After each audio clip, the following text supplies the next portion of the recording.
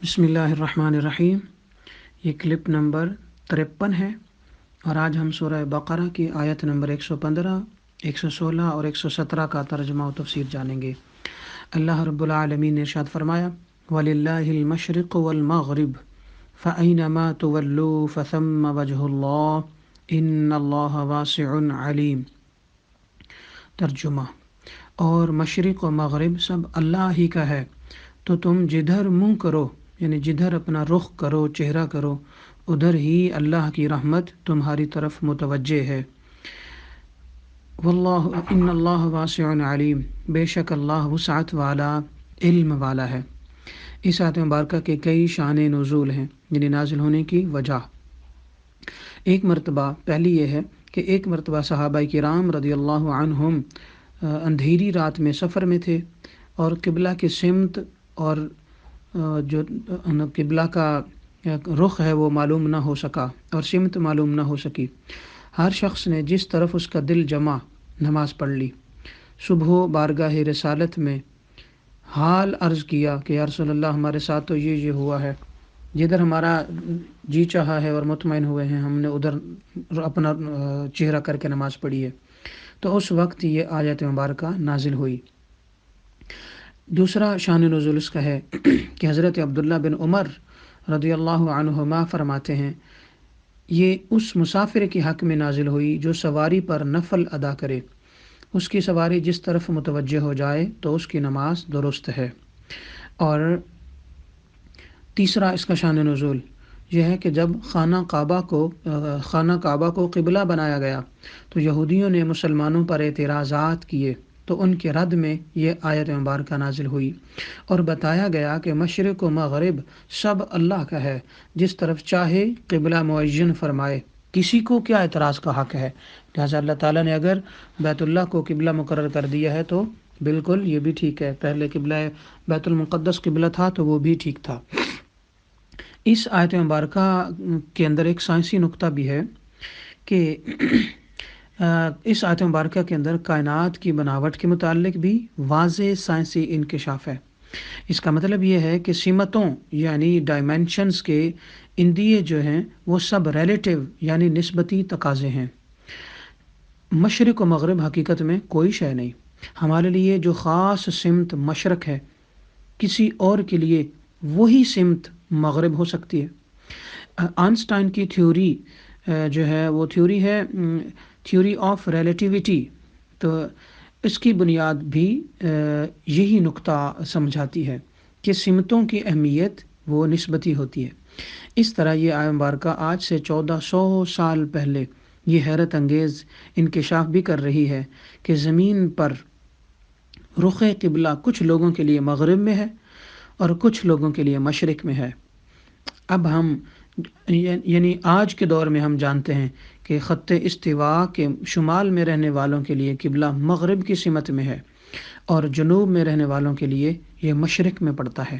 سبحان اللہ، رب کائنات نے 1400 سال پہلے ہمیں وہ رہنمائیاں عطا فرمائیں جو کوئی اور نہ عطا کر سکتا تھا۔ لہٰذا ہمیں چاہیے اسی رب کے قرآن کو پڑھیں، اسی رب کے دین کو مانیں اور اپنے ایمانوں کو مضبوط کریں۔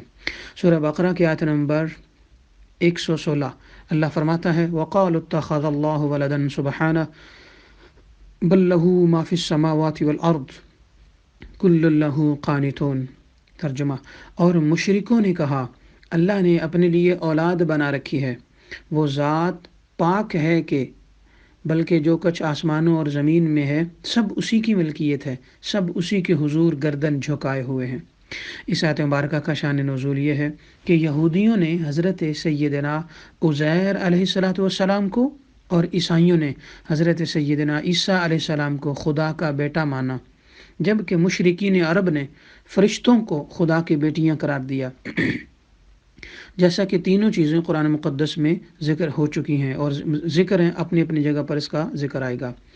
ان سب کے رد میں یہ آیت مبارکہ نازل ہوئی اور اللہ تعالیٰ فرماتا ہے کسی کی اولاد اس کی ملکیت نہیں ہو سکتی، اور جب آسمانوں اور زمین کی ہر چیز اللہ تعالیٰ کی ملکیت ہے تو اس کی اولاد کیسے ہو سکتی ہے؟ لہٰذا اولاد حقیقت میں ماں باپ کا جزو ہوتی ہے اور آدمی اپنے جز کا مالک نہیں ہوتا۔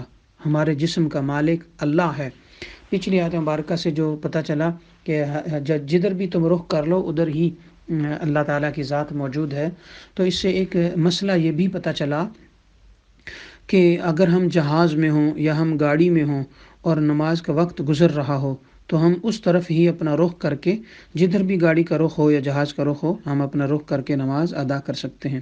اور نفلی نماز گاڑی میں بیٹھ کر، یعنی وہ بس ہو یا کار ہو یا کوئی بھی گاڑی ہو یا پھر جہاز میں بیٹھ کر، آپ اشاروں کے ساتھ نفل ادا کر سکتے ہیں، شکرانے کے نفل، سفر کے نفل، دفع بلیات کے نفل، قبولیت دعا کے نفل، توبہ کے نفل، رفع حاجت کے نفل، تو کسی بھی طرح کے نوافل دوران سفر ادا کیے جا سکتے ہیں۔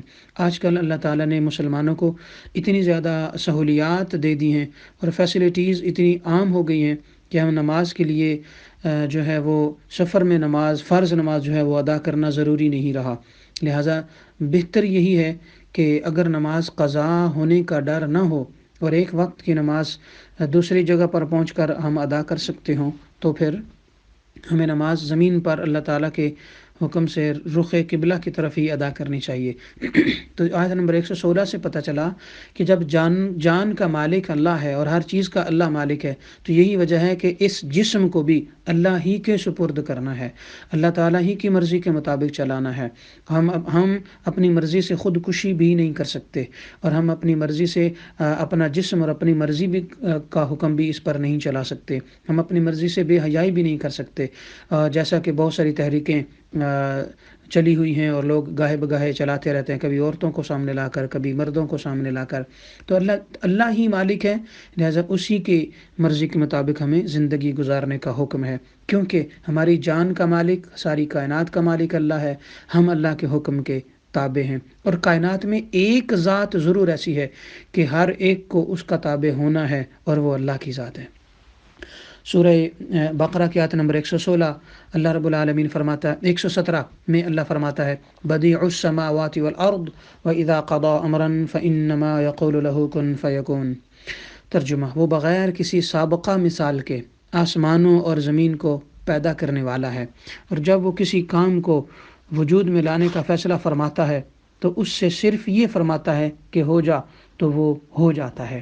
اس آیت مبارکہ میں اللہ تعالیٰ نے بڑا ہی خوبصورت سائنسی نقطہ جو ہے وہ بیان فرمایا کہ عیسائیوں کا باطل عقیدہ ہے کہ حضرت عیسیٰ علیہ السلام اللہ تعالیٰ کے بیٹے ہیں، تو اس کے جواب میں فرمایا گیا کہ یہ اس کی شان نہیں، وہ تو آسمانوں اور زمین کا موجد اور خالق ہے۔ یہ اللہ تعالیٰ کی وحدانیت پر بڑی زبردست دلیل ہے۔ اس کے ساتھ ہی ایک بہت بڑا سائنسی حقیقت بھی ہمارے سامنے آتی ہے کہ کائنات ایک تخلیق ہے، اس لیے اس کا کوئی آغاز بھی ہوگا۔ اس سے 50-60 سال پہلے تک کائنات کے متعلق سائنسی نظریہ ہمیشگی کا تھا، یعنی کائنات ہمیشہ سے ہے اور ہمیشہ رہے گی۔ اس تھیوری کا نام اسٹیڈی اسٹیٹ یونیورس، یعنی ہمیشگی کی تھیوری تھا، لیکن بعد کی دریافتوں نے قرآن پاک کی حقانیت کو سچ ثابت کیا کہ کائنات ایک ایجاد ہے، یعنی یہ ہمیشہ سے نہیں، نہ ہی زمان و مکان کا وجود ہمیشہ سے ہے، بلکہ یہ سب کچھ اچانک ظہور پذیر ہوئے۔ ان سے پہلے ایک انہونی کیفیت تھی، اس انہونی یعنی انہونی کیفیت جو ہے اس سے سب کچھ ہو گیا، تو اس انہونی کیفیت کو نتھنگ نیس تھیوری کا نام دیا جاتا ہے۔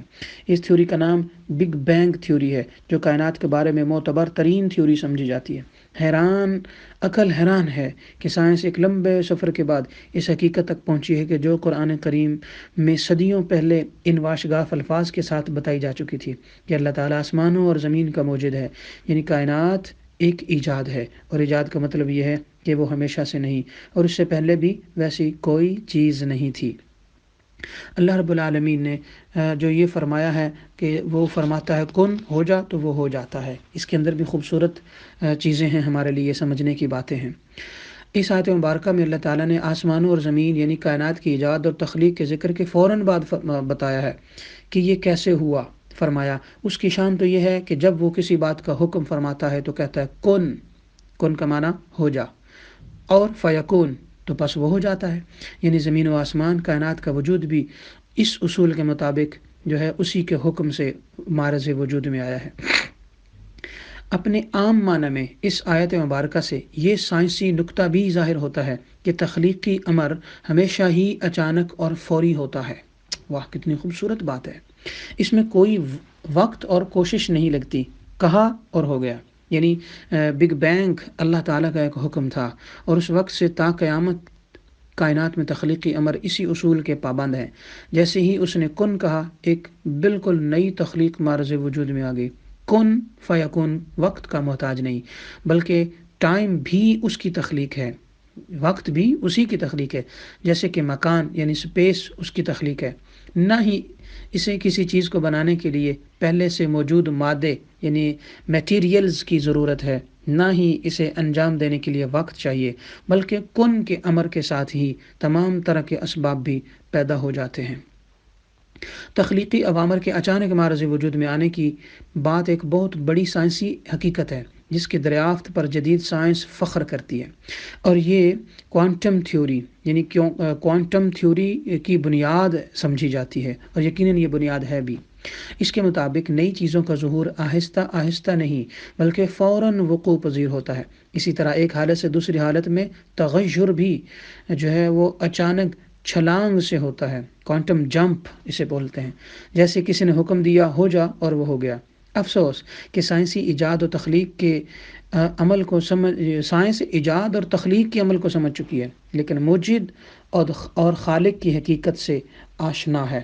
اللہ رب العالمین نے اس سے اگلی آیت مبارکہ میں بہت خوبصورت بات ارشاد فرمائی ہے، مگر ہم اب تک اس نتیجہ پر پہنچے ہیں کہ سائنس کو ایجاد کرنے والے، سائنس کو بنانے والے رب کے جو بندے ہیں، وہ چاہے کسی بھی مذہب سے تعلق رکھتے ہوں، تو وہ جو ہے وہ کائنات کی حقیقتوں کو تو دیکھ رہے ہیں، مگر کاش کائنات کے خالق اور مالک اور کائنات کو بنانے والے کو بھی سمجھ پاتے. مگر ہمارا ایمان ہے قرآن مقدس کی حقانیت ایک دن ظاہر ہو کر رہے گی، اپنا آپ ظاہر کر کے اور ثابت کر کے رہے گی، اور وہ یہ ہے کہ مشرق تا مغرب، شمال تا جنوب، ایک اللہ ہی کا ڈنکا بجے گا، اللہ ہی کا نام بلند ہوگا، اسلام ہی غالب آئے گا. تو ہمیں چاہیے ہم تحقیق کے میدان میں کود جائیں اور زیادہ سے زیادہ تحقیقات کریں، اور لوگوں کو قرآن سے، اللہ سے، دین سے، اسلام سے، آقا علیہ السلام کی سیرت سے متاثر کریں، اور امن کا ایک علمبردار بن کر ابھریں. یہی کائنات میں اللہ تعالیٰ کا مقصد ہے، یہی قرآن کا مقصد ہے. رب کائنات ہمیں توفیق سمجھ اور توفیق عمل عطا فرمائے. آمین. وما علینا الا البلاغ المبین.